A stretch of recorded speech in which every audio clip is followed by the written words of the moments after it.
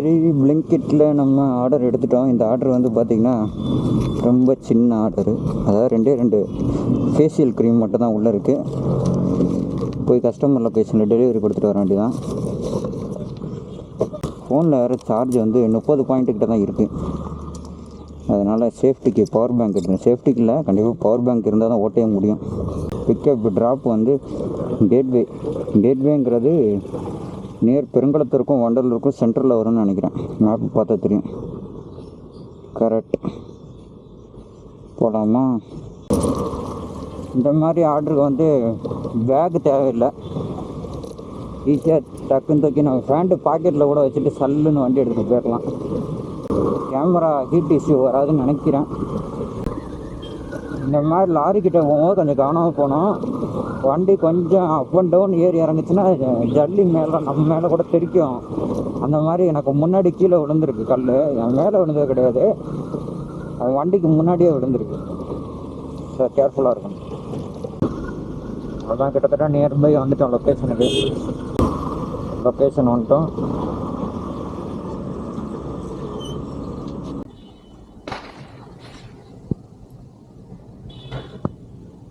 இப்போ நம்ம இருக்கிறது 13வது மாடி, ஸ்ரீராம் ப்ராப்பர்ட்டிஸ் பெருங்குளத்தூர். லிஃப்ட்டு கரெக்டாக 1வது ஃப்ளோர் இருக்குது, கிரவுண்ட் ஃப்ளோர் இருக்குது.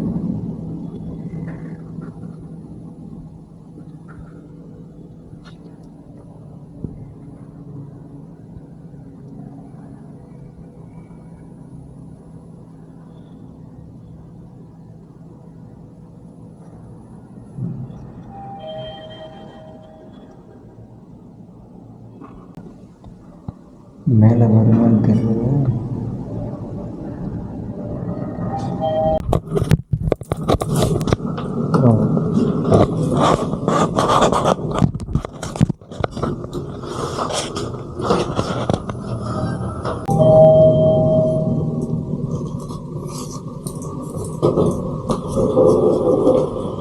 இன்னைக்கு காலையில் கரெக்டாக 7:40க்கு நேற்று நைட் ஷிஃப்ட்டை முடிச்சுட்டு இன்றைக்கி காலையில் வந்தாச்சு ரூமுக்கு.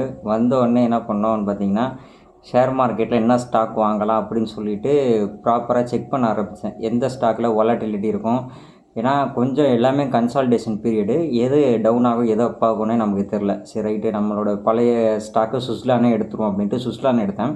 அதோட கிராஃப் பேட்டர்ன் பார்த்தேன். கிராஃப் பேட்டர்ன் கொஞ்சம் நல்லா வாலட்டிலிட்டி தெரிஞ்சுது. சரி ரைட்டு, எப்படி ₹1 நமக்கு கிடைக்க தான் போகுது. ₹1 வாலட்டிலிட்டியாவது கண்டிப்பாக அடிக்கும்னு சொல்லிட்டு தான் சுஸ்லான் வாங்கலான்னு அப்படின்னு பிளான் போட்டேன். பிளான் போட்ட மாதிரி ப்ரீ மார்க்கெட் செஷன் சொல்ல ஒரு 9:07 9:08 அந்த மாதிரி டைம்லலாம் நமக்கு தெரிஞ்சிடும் அந்த ஸ்டாக் வந்து அப் ட்ரெண்டில் இருக்கா டவுன் ட்ரெண்டில் இருக்கா நமக்கு தெரிஞ்சிடும். அப்படி பார்க்கும்போது பார்த்திங்கன்னா சுஸ்லான் வந்து கொஞ்சம் பாசிட்டிவாக தான் இருந்துச்சு. சரி ரைட்டு, கரெக்டான சாய்ஸ் தான், வாங்கிடுவோம், ₹1 ப்ராஃபிட் வந்தாலும் போதும் அப்படின்னு சொல்லிட்டு அனலைஸ் பண்ணிவிட்டு கரெக்டாக எத்தனை பார்த்திங்கன்னா 435 ஸ்டாக்கு. ஒரு ஸ்டாக்கோட ப்ரைஸ் வந்து ₹67.74. கரெக்டாக 9:15க்கு அந்த ப்ரைஸ் தான். டக்குன்னு அந்த ப்ரைஸை புக் பண்ணியாச்சு. 9:15க்கு புக் பண்ணிவிட்டு திருப்பி செல்லும் உடனே கொடுத்தாச்சு. ஏன்னா நான் வந்து தூக்கம் வருதுன்னு சொல்லிட்டு என்ன பண்ணிட்டேன், ₹67.74 வாங்கினதை ₹68.74 வந்து செல் ஆப்ஷனும் கொடுத்துட்டு பேசாமல் தூங்கிட்டேன்.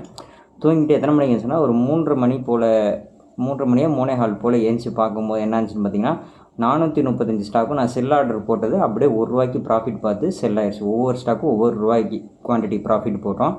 ₹435 ப்ராஃபிட்டு. அதில் வந்து நமக்கு ப்ரோக்கரேஜ் ஃபீஸ் வந்து ₹31 போட்டிருந்தாங்க. ₹31 மைனஸ் போட்டால் நமக்கு ₹404 ப்ராஃபிட். ஓகேவா, இதில் ₹404 ப்ராஃபிட்டு. அதுக்கப்புறமா எடுத்து மதிய சாப்பாடை முடிச்சுட்டு சரின்ட்டு பிளிங்கிட் போடலான்னு பார்த்தேன். பிளிங்கிட் ஏன்னா நமக்கு பிளிங்கிட் தான் வந்து ரிலாக்ஸாக ஓட்ட முடியும். பிளிங்கிட்டு போயிட்டு அதில் வந்து எவ்வளோ ரைடு ஓட்டினோன்னா ஒரு 6 ரைடு ஓட்டினோம். 6 ரைடு ஓட்டியும் ஒன்றும் அந்தளவுக்கு பெரிய ஏர்னிங்ஸ்லாம் கிடையாது. 3 மணி நேரம் ஓட்டியிருக்கோம். ₹278. அந்த ₹278 வந்து நமக்கு வந்து என்ன ஆச்சுன்னு பார்த்தீங்கன்னா, பெட்ரோல் காஸ்ட்டே வந்து ₹70 மேலே போயிடுச்சு. ₹70 மேலே போனோடனே அதோட ப்ராஃபிட் வந்து பார்த்திங்கன்னா ஆவரேஜாக ₹200 கிட்ட தான் வரும். ஒன்றும் அந்தளவுக்கு பிளிங்கிட்டில் பெரிய ப்ராஃபிட்லாம் இல்லை. அதனால் நானும் சரி ரைட்டு பிளிங்கிட் இருக்கிறதே போதும். இது இல்லாமல் நான் ஷிஃப்ட் வேறு கிளம்பணும். இதை நான் ஷோ பண்ணுறேன், உங்களுக்கு தெரியுமான்னு தெரில. சைட்லேயே நான் உங்களுக்கு போடுறேன் எடிட்டிங்கில் பிக்சராக. இதில் வந்து நமக்கு வந்து ₹200 ப்ராஃபிட்டு. ஷேர் மார்க்கெட்டில் வந்து ₹404 ப்ராஃபிட்டு. யூடியூப்பில் வந்து 332 சப்ஸ்கிரைபர்ஸ் இந்த வீடியோ ரெக்கார்டிங் டைமில் ஸோ அதுவும் ஒரு நல்ல க்ரோயிங்கில் தான் போயிட்டுருக்கு. ஷேர் மார்க்கெட்டும் ஒரு நல்ல க்ரோயிங்கில் தான் போயிட்டுருக்கு. டெலிவரி ஜாப்ஸை பொறுத்த வரையும் ஒரு ஆவரேஜாக போயிட்டுருக்கு, சராசரியாக போயிட்டுருக்கு. ஒன்றும் அந்தளவுக்கு முன்னேற்றம்னு சொல்ல முடியாது, ரொம்ப கீழேயும் சொல்ல முடியாது, ஆவரேஜாக போயிட்டுருக்கு. இதுக்கு அடுத்தது ஒர்க் அவுட்டும் வந்து 10 நிமிஷம் சூப்பராக ஒர்க் அவுட் பண்ணியாச்சு. நல்லா சூப்பராக ஒர்க் அவுட் பண்ணிவிட்டு ப்ளஸ்ஸு அதுக்கேற்ற ஃபுட்டு நம்ம அவிச்ச முட்டை ப்ளஸ் அதுக்கப்புறம் பழங்கள், கொய்யாப்பழம், மாம்பழம் நமக்கு சீசனுக்கு தகுந்த மாதிரி அதுவும் எடுத்துக்கிட்டாச்சு. ஹெல்த்து கரெக்டாக மெயின்டைன் பண்ணுறோம், ஸ்லீப்பிங் டைம் கரெக்டாக மெயின்டைன் பண்ணுறோம், கரெக்டாக ஏர்னிங்ஸும் பண்ணுறோம். ஓரளவு ஓகே தான், நல்லா தான் போயிட்டுருக்கு. அப்புறமா இந்த வீடியோவுக்கு லைக் பண்ணுங்கள், பிடிச்சிருந்துச்சின்னா. உங்களோட கருத்துக்கள் எதாவது இருந்தால் அப்படி நீங்கள் கருத்துக்களாக சொல்லலாம். நல்லா இருக்குது உங்களோட கருத்துக்கள். இப்போ லாஸ்ட்டாக ஒரு 2-3 வீடியோவில் கருத்துக்கள் வந்து கம்மியாக இருக்குது. உங்களோட கருத்துக்கள் வரவேற்கப்படுகிறது. அதுக்கப்புறமா யாருக்காவது ஷேர் பண்ணணும்னு தோணுச்சு, உங்கள் ஃப்ரெண்ட்ஸ் ரிலேட்டிவ்ஸ் யாருக்காவது ஷேர் பண்ணணும், இந்த மாதிரி நம்மளால் ஏர்னிங்ஸ் பண்ண முடியும் அப்படின்னு ஒரு சிலவங்களுக்கு நீங்கள் சொல்லணும்னு நினச்சிங்கன்னா இந்த வீடியோ ஷேர் பண்ணுங்கள். அப்புறம் நம்ம சேனலுக்கு மறக்காமல் சப்ஸ்கிரைப் பண்ணி சப்போர்ட் பண்ணுங்கள். தேங்க்யூ.